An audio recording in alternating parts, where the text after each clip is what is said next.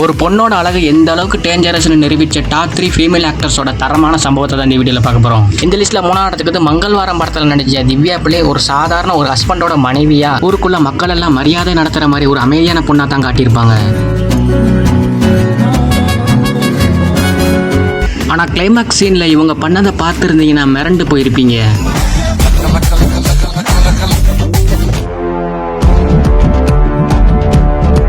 இந்த லிஸ்ட்டில் 2ஆவது இடத்துக்கு கூலி படத்தில் கல்யாணிங்கிற ரோலில் நடித்த ரச்சிதா ராம் இவங்க ஒரு அப்பாவியான பொண்ணாக தான் படத்தோட ஸ்டார்டிங்கில் காமிச்சிருப்பாங்க. ஆனால் கிளைமேக்ஸில் லோகேஷ் கனகராஜ் ஒரு மரண ட்விஸ்ட் கொடுத்து ஆடியன்ஸ் எல்லாத்துக்கும் ஷாக் கொடுத்துருப்பாரு.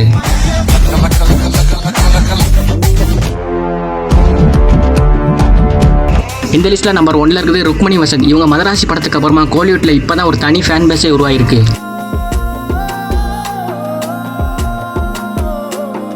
ஆனால் காந்தாரா சாப்டர் 1 படத்தில் இவங்க வேற மாதிரி ஒரு ரோலை ப்ளே பண்ணி ஃபேன்ஸுக்கு எல்லாத்துக்கும் ஒரு மரண ஷாக் கொடுத்துருக்காங்க.